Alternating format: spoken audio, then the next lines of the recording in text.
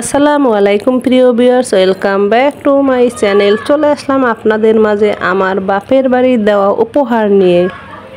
ঈদ শেষ হয়ে গেছে, আত্মীয় স্বজন দেশ থেকে চলে আসছে, তো দেখুন কত কিছু নিয়ে আসছে।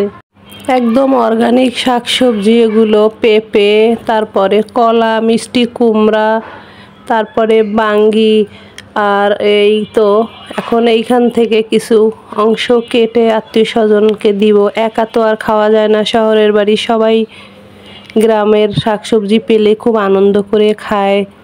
এই জন্য এক অমৃত মাটির গন্ধ, মায়ের হাতের ছোঁয়া, গ্রাম বাংলার সমস্ত আনাচে কানাচের সকল কিছু অনুভব মনে হয় এই সমস্ত কিছু সবজি বা আত্মীয় স্বজন আসলে।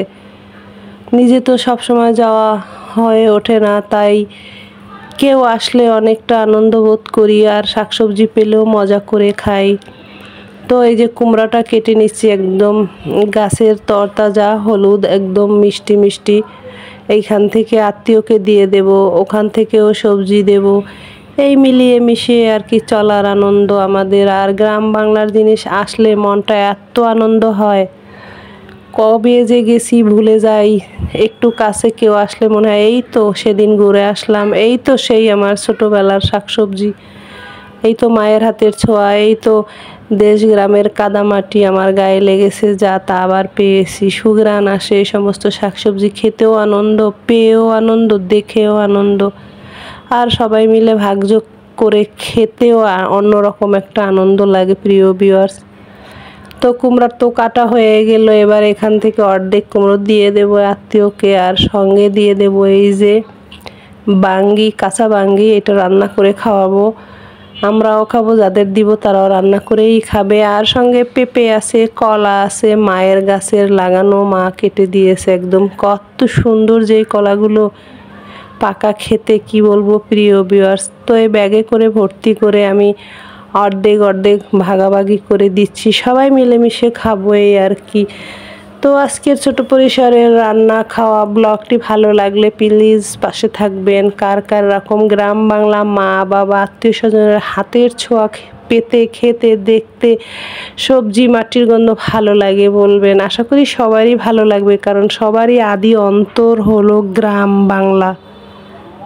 তো সব সবজি তো আর একদিনে খাওয়া যাবে না, এখান থেকে মিষ্টি কুমড়া কেটে ভেজে নিয়ে তারপর চিংড়ি মাছ দিয়ে আবার একটু গায়ে মাখা ঝোল করব। তার জন্য মিষ্টি কুমড়া কেটে আগে তেলে ভেজে নেব হালকা লবণ দিয়ে, আর এই চিংড়ি মাছ দিয়ে পেঁয়াজ মশলা দিয়ে কষিয়ে এরকম ভাজা ভাজা করছি আজকের মিষ্টি কুমড়া দিয়ে চিংড়ির গায়ে মাখা রসা রসা। আর এর সঙ্গে ওইখান থেকে পেঁপেও নিব রান্নার জন্য, আর সঙ্গে বাঙ্গি। মোট কথা সব তরকারি একটু একটু করে খাবো, পেয়েছি মায়ের হাতের গ্রামের জিনিস, খাবো না তা তো হয় না, তাই সব থেকে একটু একটু ট্রাই করব। এই যে পেঁপেও রান্না করছি, এইটাও চিংড়ি মাছ দিয়ে।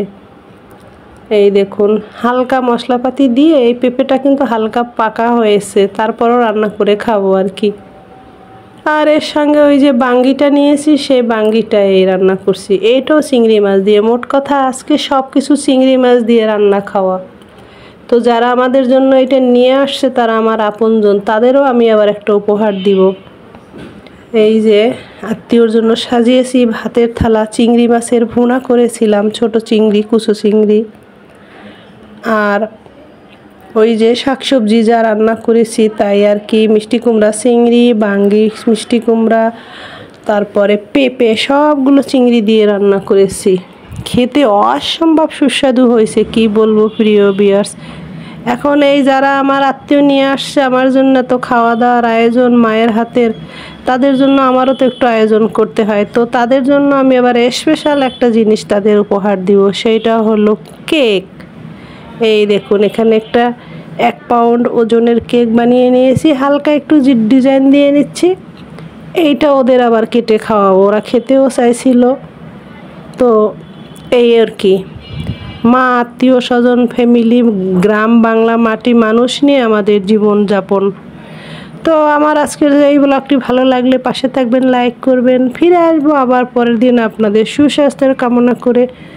আজকের মতো বিদায় নিচ্ছি। আপনারা প্রত্যেকে ভালো থাকবেন, সুস্থ থাকবেন, নিরাপদে থাকবেন। সবাই সবার জন্য দোয়া করবেন। হাজারো প্রতিকূলের মাঝে যতই দুঃখ আসুক না কেন, আত্মীয়স্বজন, ফ্যামিলি, পরিবার পরিজন নিয়ে সবাই থাকবেন, ভালো থাকবেন।